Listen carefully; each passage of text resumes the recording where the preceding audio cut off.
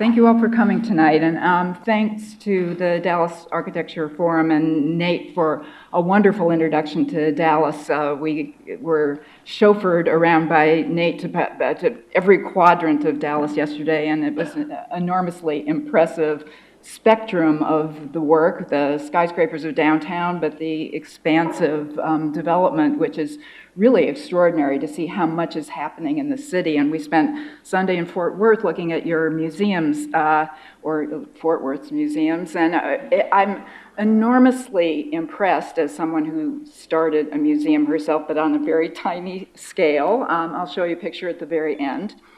What a devoted constituency you have for your museums here, and it really warms the heart to see that.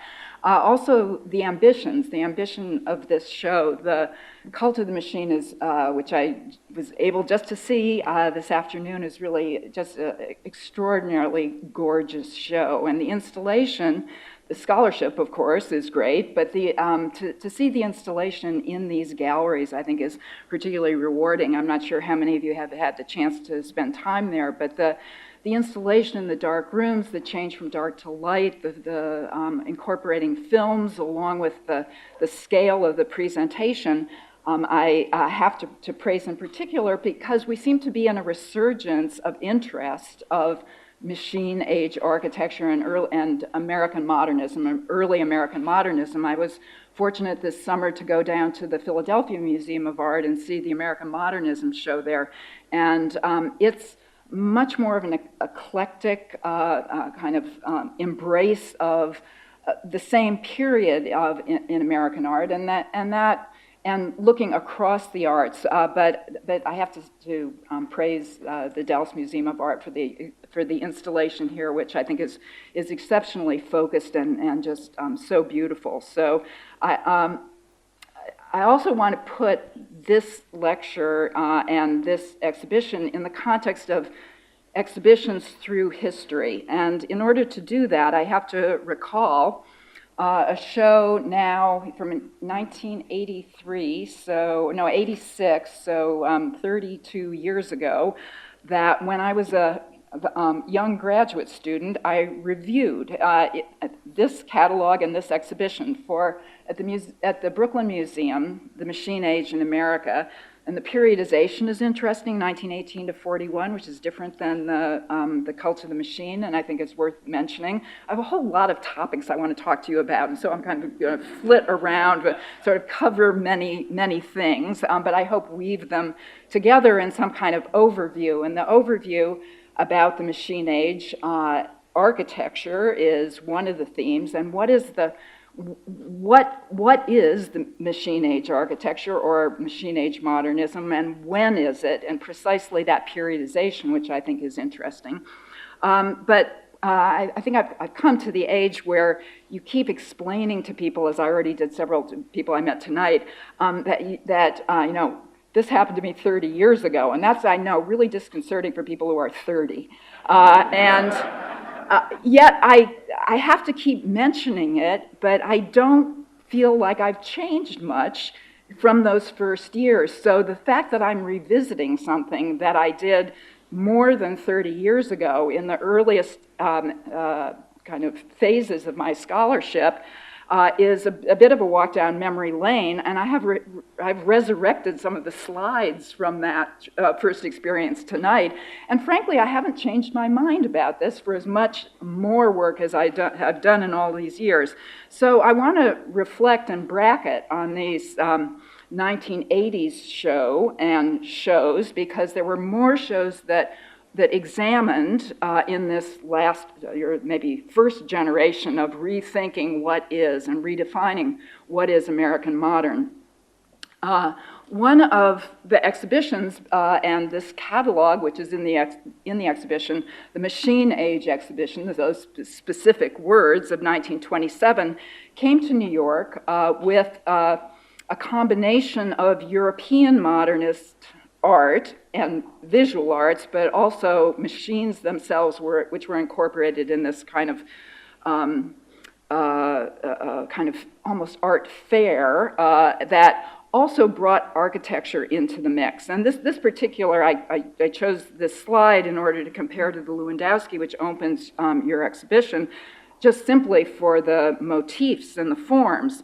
And those same forms of real machines with Louis Loswick in the foreground of the photograph is also reflected in the painting, which is in the exhibition of New York City of 1925 was the date.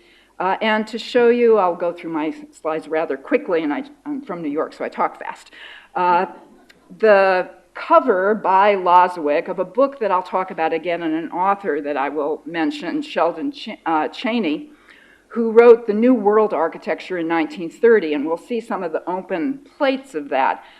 He was a critic who wrote more about the visual arts and the theater arts, but he summarized in 1930 the new thinking of architecture, both European and American.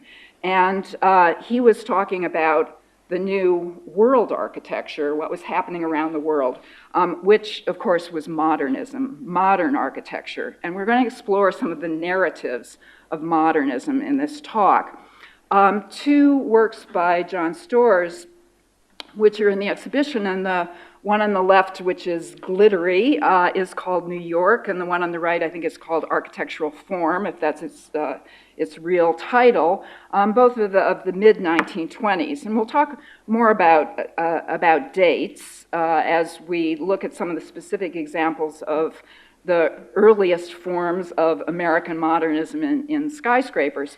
But it is this kind of dichotomy of the shiny, flashy thing and the fundamental form, which is the kind of tension or the battle that exists in the decade of the 1920s in American architecture to define an American modernism. And I'm going to argue that it's form, that is the fundamental sculptural form, which is the modernism which is in the minds of those men, they were all men, who were creating the earliest forms of American modernism in skyscraper architecture. And this is a more particular kind of professional specialty that didn't cut across so many of the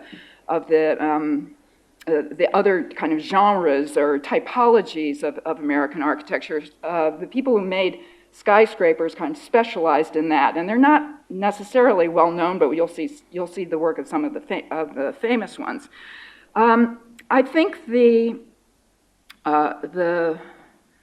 shininess, for example, of the Chrysler Building and its crown is a kind of misdirection about the idea of what modernism is. The style that came to be called, really in that period that I was studying it as a first graduate student, early graduate student in the 1970s and 1980s, what came to be called Art Deco was a term that was applied to it by scholars who were reviving or rediscovering or appreciating for the first time from the academic perspective the work that was thought to be a kind of decorative motif that was a kind of sham modernism, a second rate. And when we see the international style, the Museum of Modern Art's exhibition that came to be called the International Style, but it was Modern Architecture and International Exhibition, you'll see how that those polarities of European modernism as a kind of spatial construction and American modernism as a kind of formal sculptural expression plays out in two different ways. And so the idea of an American modernism, I think in the 1980s, got kind of sidetracked with an argument about narratives about what is modernism. And I think that the crown of the Chrysler Building, much as I adore the Chrysler Building, it is this kind of misdirection about what modernism is. Is it a kind of imagery of the machine that is applied to the architectural, sculptural form? And is that what makes American let's say, skyscraper architecture modern? And I'll answer no, ultimately, that that's not really the way that the creators of this were thinking about it, and I'll illustrate for you the way that I think the genesis of a vernacular form, a kind of natural-born American modernism comes out of a set of factors that begin around 1922 and emerge and kind of evolve through the end of the 1920s and then become mainstream and popularized in the 1930s. So that's an overview of that argument. In the wonderful little photograph that's in the exhibition by Margaret Burke-White at the top of the Chrysler Building, you see the vertex, as it was called, in shiny machine forms. You see it in a commercial photographer who was simply recording the progress of construction in this view that was created just simply as a documentation of the construction work. Nate asked me to talk about the race between the Chrysler Building and the Empire State Building.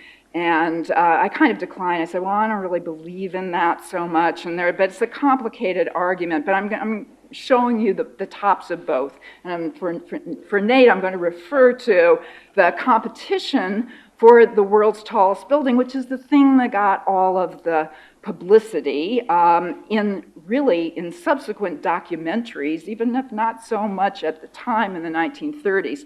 But certainly the proclamation of status that one sees in the competition and the publicity for the world's tallest buildings and the very spectacular formal expression of the crowns of these towers had something to do with boasting rights. The Chrysler Building was 1,046 feet tall. The Empire State Building, to the top of its flat roof, would have been 1,050 feet.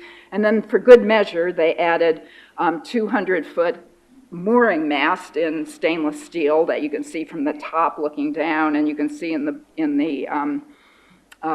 blueprint that you see here. So the equivalent of 17 stories, about 200 feet, an insurance policy that this would be the world's largest building.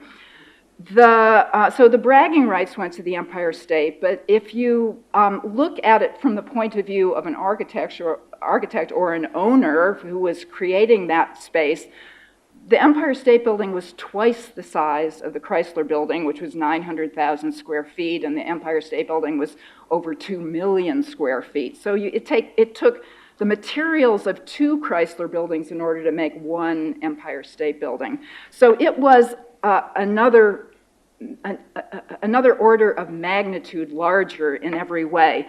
And I say this to undercut the idea that there was a competition just simply for height, because we tend to, in the world of kind of sound bites or maybe documentary stories or storytelling, like to emphasize the narrative of kind of people's ambition and ego, of the broader aspiration as some kind of, an American ambition.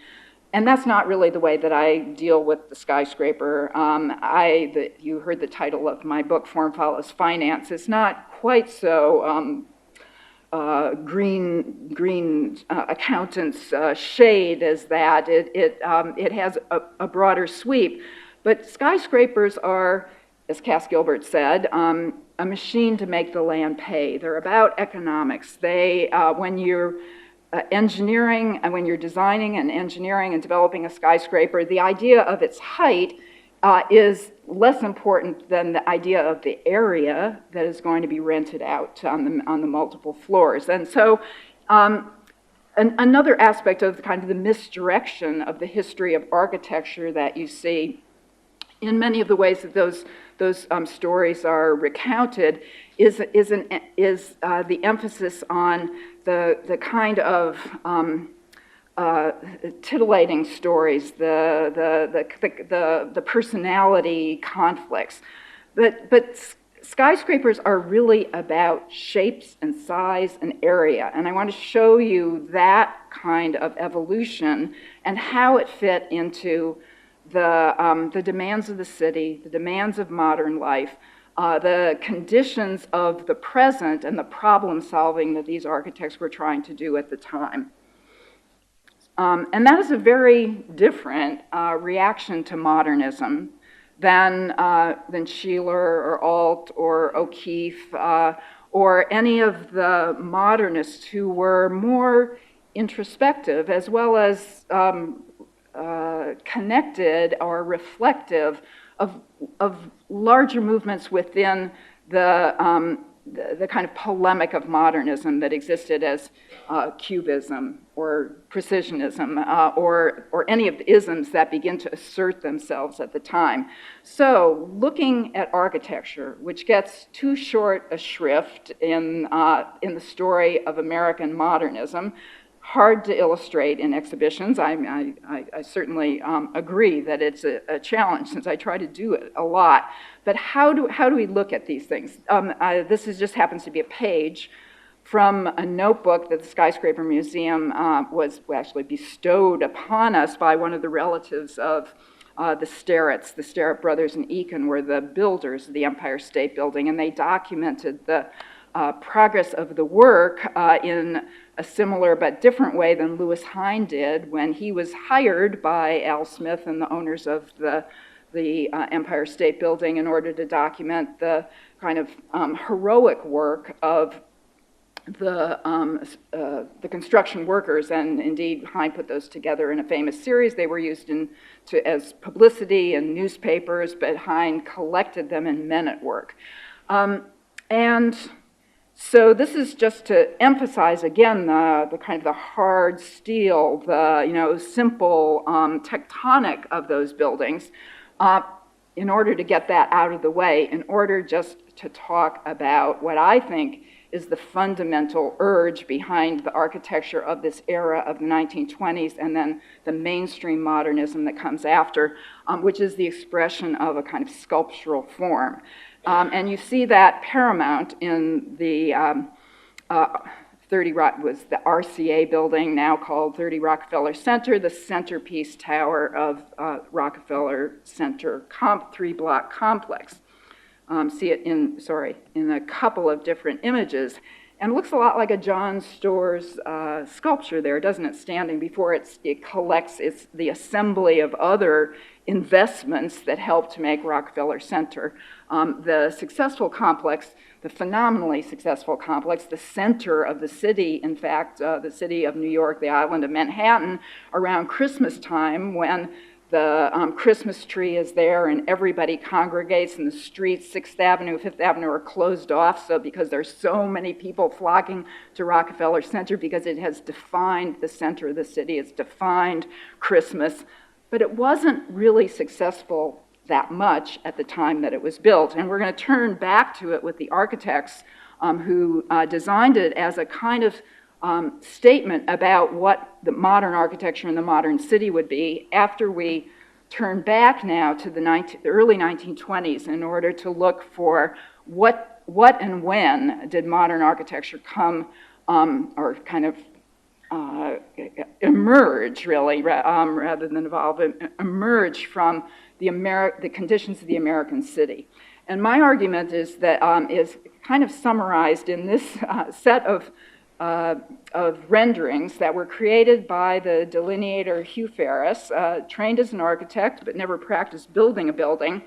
A series of drawings that were published, as you can see here, in the New York Times magazine in March of 1922. And they were a response to the passage in 1916 of a zoning law in New York, which was meant to create, and did, well, it was meant to create a regulation that preserved a measure of sunlight on the street because buildings were being built straight up from their lot lines. They were occluding the sunlight from the streets. They were growing ever taller. This is an entirely another lecture, and I could go on for hours about this particular topic. But the imposition of the zoning law in 1916 began to create a new condition for architecture. And Ferris was, in this article that he authored, as well as the image of the future city that he created over on the left, was playing out this idea about what would the impact of this zoning law be on New York of the future. As you can, let me just show you, again, the carving of those masses are the stages of turning that zoning envelope. You can see evolution of a city building under the zoning law. He also called it the building envelope. And carving that away is what the maximum allowable volume of the space, or the mass of the building is, and then cut with light cords, and then turned into right angles, as in steel construction, and then turned into a recognizable building that's serviced by elevators. These were the natural stages in turning something that was decreed by law into a profitable solution for an office building. And that idea of carving the space that comes from the zoning law evolves through the 1920s, and as you can see in these little snapshots that were taken in Raymond Hood's studio as he was shaping, literally carving, because one of his assistants, Walter Killam, wrote a book on this, and he mentioned how Hood came with a knife, and he took the plasticine, like clay model, and he simply sliced away parts of the building. And he shaped it into a slightly more sculptural and decorative function, but which still had an agenda in terms of the practical, usable floor plates that was described at the time. But the reason I'm showing you this is because Ferris's drawing, which imagined a kind of clay mass in its complete, sculptural power, the simplicity and its power, was actually the method by which these architects designed buildings in the period. And I'm going to show you some additional examples of that. Along with, before that, we're going to talk a little bit about the narratives of modernism in order to contrast what tall buildings looked like and the way that architects thought about them in the decade before the 1920s. And of course, the paramount example of this in 1913, the same year as the Armory Show, which I'll show you in a moment, is the Woolworth Building by Cass Gilbert. And it was nicknamed the Cathedral of Commerce because it, at 792 feet tall, was by far the tallest building in the city by over 100 feet. It was designed to have, in the Gothic spirit, to have a great verticality. It had ornament that was carved as if by stonemasons in a cathedral. It had a spectacular lobby which wasn't Gothic at all, and if you visited it, it's hard to visit these days, it's not really open to tourists, it's an overwhelming, sumptuous experience. But on the skyline, it had a kind of sovereignty over lower Manhattan that was unparalleled at the time, and it was created by the five and dime store magnate, Frank W. Woolworth, and his architect Gilbert, to be a civic ornament to the city, is the way that they described it. It was a civic monument. But it was in a historic style. It was a nod to Europe and the kind of the weight of history. It was in every way reflective of those values of the past, a celebration in the Gothic style of the values of the past, clad on that naked steel frame like the one in the Chrysler Building or the top of the Empire State Building that I showed in the other photographs. Yet to the artists of the period, like John Marin, who drew it in an etching, in many etchings, as you see here, it was a symbol of modernism because it was an urban symbol. Marin talked about the energy of the city that he felt when this is why he rendered the Woolworth Building with in movement, and everything around it energized. That aspect of the Woolworth Building to Marin, through the artist's eyes, made it modern. But for the rest of, for Gilbert, of course, it was a modern building, but he thought about it in the Beaux-Arts tradition. But New York in this era, in these days, in 1913, was, I would argue, unwittingly modern. It wasn't consciously modern, it was just being modern the whole time. And yet, in 1913, it was not ready for modernism as defined by Europe. So it did present the Association of American Painters and Sculptors presented the Armory Show, the International Exhibition of Modern Art, as it was called. So here's the flag of the Armory Show, and here's the installation in the 24th and 5th Street Armory, just outside my window of my skyscraper apartment, looking down at the Brancusi in the foreground, or the Duchamp nude descending a staircase. And as you can see, that the American newspapers were definitely not ready for Duchamp, because this is the way they reacted in cartoons. Or to Picabia, likewise, they just didn't get it, or they didn't want to get it.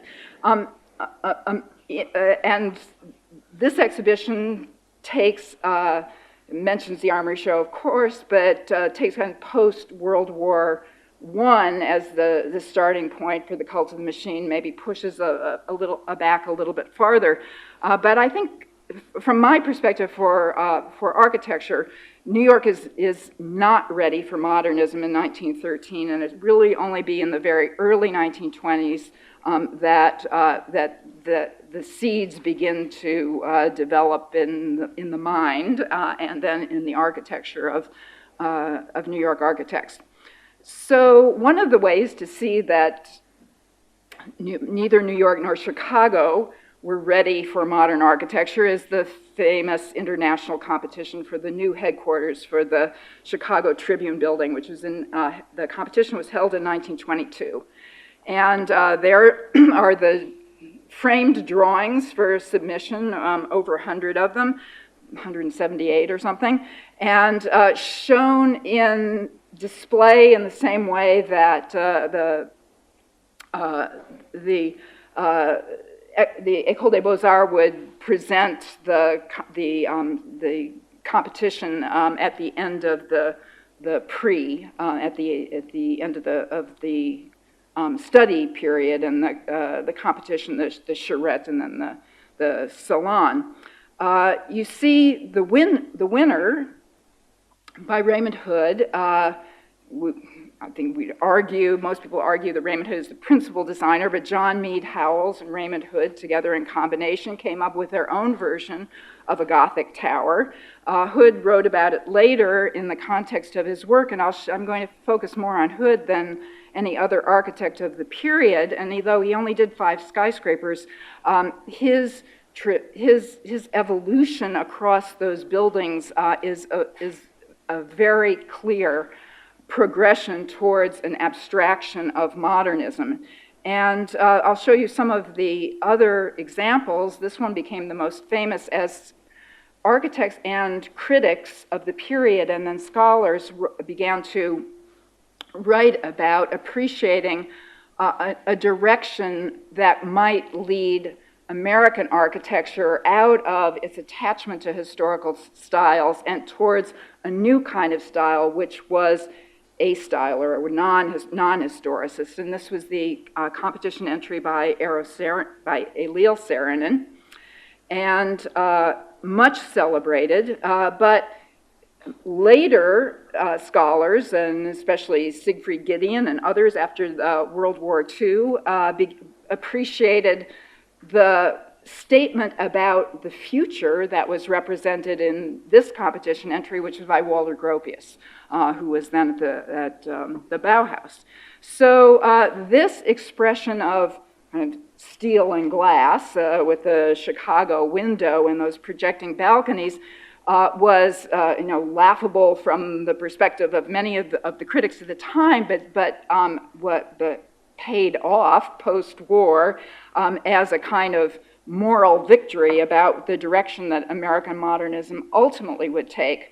But at the time, European reactions to what the skyscraper might be was like this with Max Tout, were entirely different than the American architects like Harvey Wiley Corbett, so employing or deploying the Gothic style, or these ones that have the little ribbon on the side were premiated, they were honorable mentions. Frank Fort, so this one got a special mention. And a very handsome Ralph Walker design that you see here also got special mention, and he became one of the leading modernists in the 1920s, many skyscrapers to his name, especially telephone buildings, excuse me. And then Bertram Goodhue of the Nebraska State Capitol and others. But what you see in these last couple of examples, excuse me, is the direction of building sculptural form, of the expression of a simple kind of massing that is really embraced by the architects in this period. So there are multiple directions that, from which architects approach this idea of the simplification of mass, but the definition of architecture as mass. Architecture as mass, not space. Architecture as space is really the European ideology.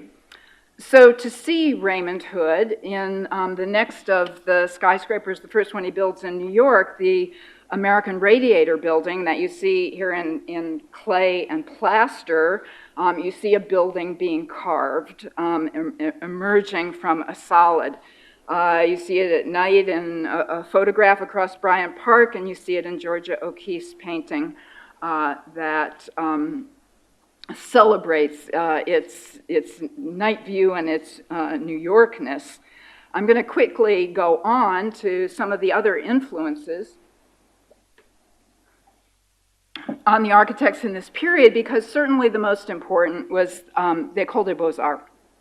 And in this exhibition in Paris in 1925, the Exposition des Arts Décoratifs, and they didn't write industriel, so with our machine age, the industrial arts were also a part of this exhibition, but the decorative arts gave name to the style Art Deco, and you can see in examples of the pavilions where massing and a kind of stripped classicism is the definition of modernism. And then modernism, which is decorated, often with decorative motifs, but those motifs are all often machine-inspired, or abstractions of the machine. So the 1925 Paris exhibition is usually seen as one of the great influences on Art Deco in New York, whether in the decorative arts or in architecture. So that's, I'm tallying up influences of exhibitions on architecture or an idea about modernism in the arts. A picture of Raymond Hood when he was at the École des Beaux-Arts. He looks like such a well-behaved young man, but he was a bit of a scamp and had quite a reputation. Better illustrated in this famous photograph of the Beaux-Arts Ball in 1930, because there was an American version of the Society of Beaux-Arts Architects that had teaching atelier, where draftsmen would go and learn about drafting from other architects at a school that was right next door to the Beaux-Arts apartments that were designed by Raymond Hood in 1930, but the school adjacent was a location for some of these ateliers, which were also around the city. And what they did was they held competitions so that there would be a prix that was won by an architect, and they would get a scholarship to go off to Paris. So Hood did attend the École des Beaux-Arts, as did many of the architects of this period. And so in this earlier period, they were already working in New York at the time. You can see the little gendarme outfit outside the Beaux-Arts apartments that you see here. So this kind of modernism as a streamlining horizontal strip style is kind of prefigures the 1930s when this becomes more popular, but you can see it as it begins to transition from the Beaux-Arts, literally the Beaux-Arts, into a definition of modern. And I'm getting late, so I'm just going to quickly go through these examples just to show you the aesthetics of European modernism of the avant-garde in its semi-institutionalized state at the Bauhaus that you see in these examples from the classrooms and then the dormitory and the director's office where all of the arts come together, or in the socialist Siedlung of the housing units that were emphasized the horizontal, that had white planar walls or lightly colored, but a kind of taut facade that stretched across, that kind of planarity and stucco that makes the architecture feel thin and spacious.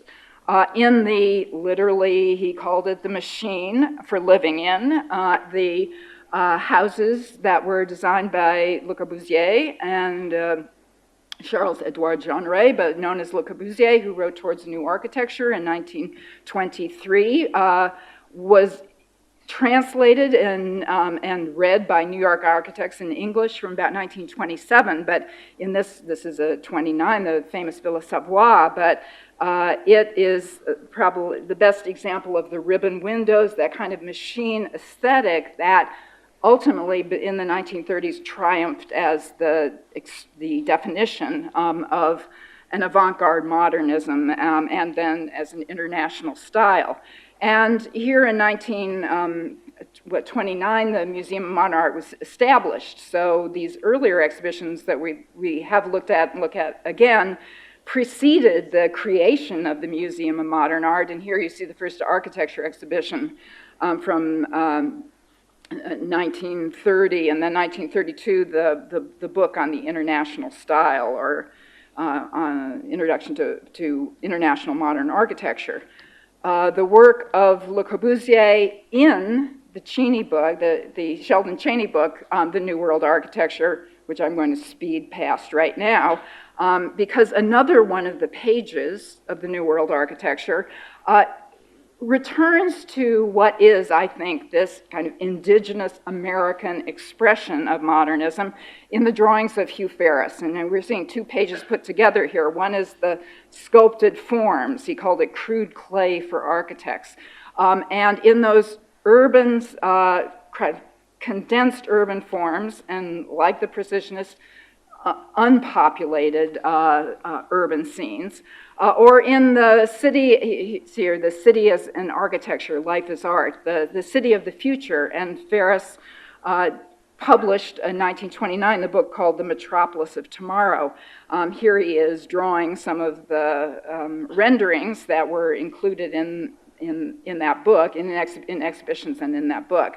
And I already described his 1922 drawings of the zoning envelope. So coming back then to see why it was that Ferris and his colleagues were so influential, you can see when the zoning law was represented simply by the artists who were creating the manual on zoning that was then disseminated, that was written into the law. They made little wireframe buildings. The buildings were simply describing what you were allowed to build out to, but they didn't have the presence or the power or the monumentality, this kind of mountainous solidity and an incredible strength that the Ferris renderings did. And the architects saw Ferris's renderings and they changed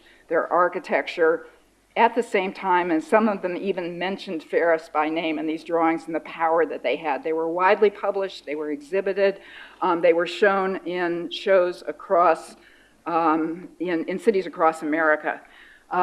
They were described in the New York Times, but as you can see, they were a collaboration with the architect Harvey Wiley Corbett. But the rendering that Ferris made for Corbett has this classical kind of pantheon dome on top of it. You can see that that moment in 1922 and 23, the world was not ready yet for this kind of stripped minimalist modernism that would evolve through the later 20s and 30s. And just to now speed through some other exhibitions that preceded this dialectic of European versus American modernism in the Museum of Modern Art's framing of those ideas and the critical response. You see an exhibition like the 1926, The Titan City, which was held, importantly, at the John Wanamaker store. So it was someplace, it was free, it was made for the general public. You went shopping and you got to see this exhibition along with it, and then you could buy some inspired products inspired by this. Here's Ferris painting the murals that were shown in like the men's department along next to suits, as well as in a special hall.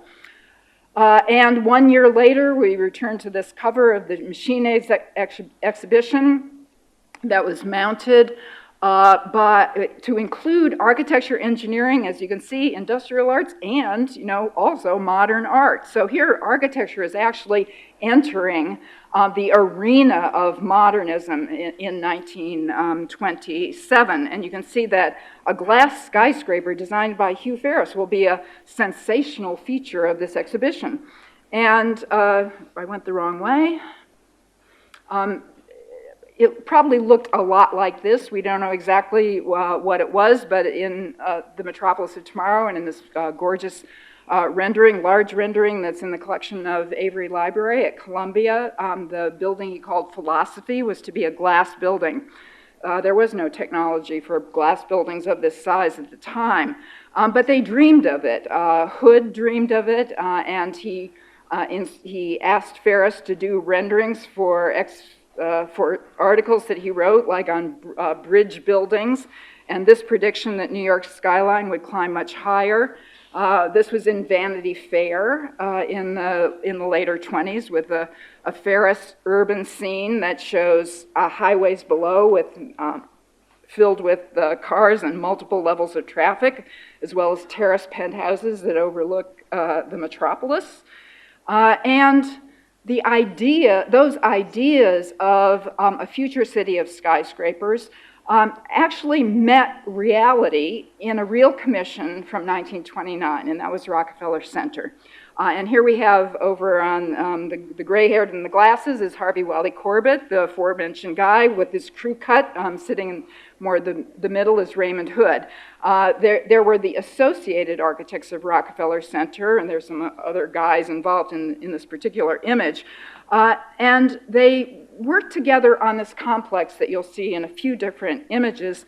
But this is the idea that preceded that in 1924. It was for an arts center. It's rendered by Hugh Ferris, commissioned by Harvey Wally Corbett for the regional plan of New York and its environs. So this idea is something that belongs in the first half of the 1920s, not in 1929, as Rockefeller Center becomes a real commission. This is another view by Ferris of that arts center, and this is the first scheme by actually Benjamin Wister Morris for the project that preceded directly Rockefeller Center as a commercial real estate project. This was for the opera house that would be surrounded by tall towers that would have been mostly underwritten by John D. Rockefeller Sr., richest man in the world, who managed to acquire the 3 solid blocks of Manhattan between 5th Avenue and 6th Avenue and 49th to 51st Street.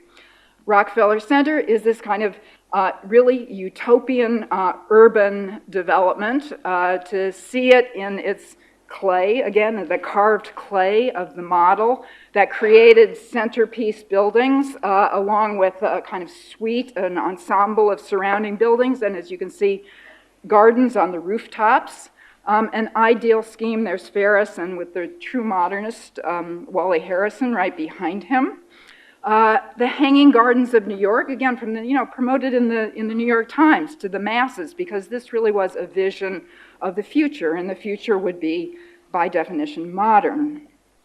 The city of the future, with the metropolis of tomorrow, as Hugh Ferris called it in his book, is rendered here in a kind of extreme, and perhaps alienating extreme in the people-less, the unpopulated character of these separate monumental towers.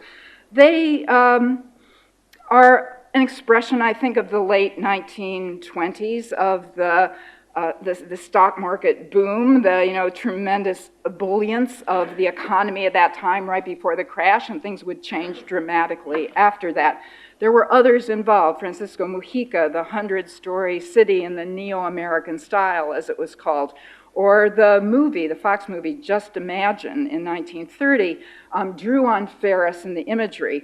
But it wasn't just Hollywood and New Yorkers, well, maybe these are New Yorkers, but this is the regional plan of New York, envisioning the future of the city some 20 and 40 years out. So my argument here is it's the city that is creating the modernism, and it's actually the conditions of the real city and its problems, the city that needs to be regulated by zoning, where the shapes of buildings take their shape not from the kind of imaginations of architects, but from the necessities of the real world.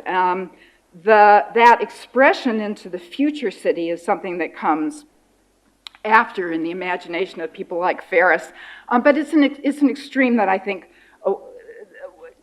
couldn't play out in more than about the 3 blocks of New York that were bought by the world's richest man. It didn't have a future that was an understandable or a kind of entrepreneurial, competitive future, such as the very character of the city. I see I'm running out of time, but I will just quickly move through the summary of this argument about what was American modernism, that the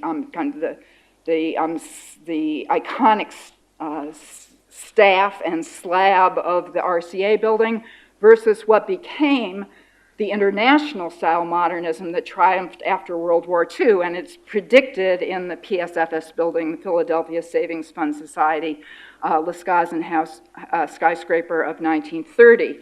That triumphed after the Depression, and the argument of the style of modernism, I think, shifted in the era of the art of the machine age in the 1980s, and the kind of consideration of what is American modernism began to be defined as Art Deco, as a kind of, I think, a surface art for these fundamental forms. In this exhibition, which is just going to be opening in Chicago, another revisiting of the 1920s and 1930s, the editor of the book that I just showed you the cover of, Bob Brugman, talks about modernism as a mainstream. And so that is, I think, the best way to understand the emergence of an American modernism in architecture, especially in the urban condition, with buildings like the New Yorker Hotel, or the kinds of loft buildings, factory buildings, light manufacturing that would be seen out the window of any tall tower that was looking east. The zoning law I already told you about, examples that were built in the early 1920s, so 1923 and 24 with the telephone building, 1924 with the Shelton Hotel. In color here, and in color as painted by Georgia O'Keeffe in this exhibition in the painting New York Night. And in the view out her window of the Shelton that you see here, as she lived with her husband Alfred Stieglitz on the 30th floor of that building, the Shelton Hotel, and in a series of paintings that she did looking east over the East River at the city, you see an industrial city, a kind of machine city, but you see the images in the previous photographs of a city that's designed by zoning, by anonymous forces. Not anonymous people, and not people-less landscapes, as in the Charles Sheeler Church Street beautiful painting from as early as 1920 here. So in the essays that I read in the catalog for The Cult of the Machine, there is this mention of the depopulated character of the paintings, of the artwork, of these early modernists celebrating the machine. There seems to be a kind of enduring beauty and attraction.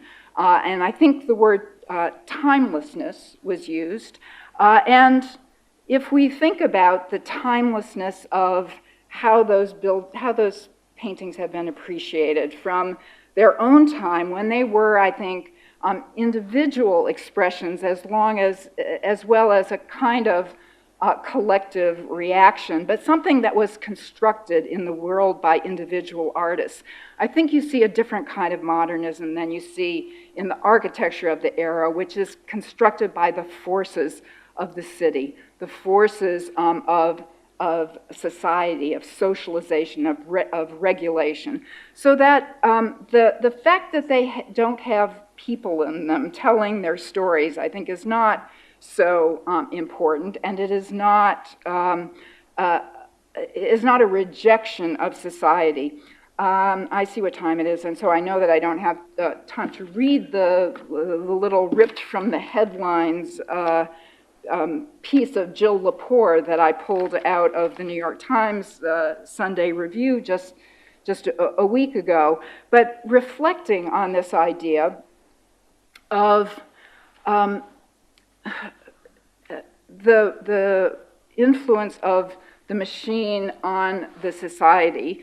I think if we look to modernism in architecture as being born of its urban condition, we see that society as a whole is the force in which people are present.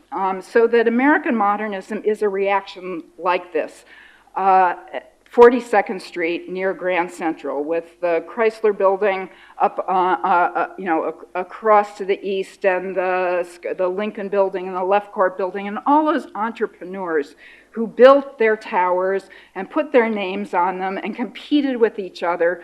We're creating a kind of riotous competition of urban life that has the energy of the machine in it, the city as a machine. And so I see the work of Ferris and others as being populated by just this urban energy. That magnificent skyline, and I mentioned skyline because the current exhibition of the Skyscraper Museum, I'm going to pass by this. So the reason so I have to show you, your own buildings and say that they are in the lineage of Rockefeller Center. I think the ultimate triumph of Rockefeller Center is in the 1930s, as a kind of stripped classicism becomes the mainstream modernism that Bob Brugman and others talk about, which is the evolution of Art Deco, a kind of surface art and of motifs, to a more fundamental formalism that I think belongs in the definition of the modern American architecture of the 1920s. So that your show, The Cult of the Machine, and the narratives of modernism that I've alluded to throughout, I hope you will come to the Skyscraper Museum here and see our architecture of the machine age, our shiny object, where we have the opportunity to explore all of these ideas in a small space, but I hope in great depth. So I apologize for going over the questioning time, but I had far too much to share. Thank you.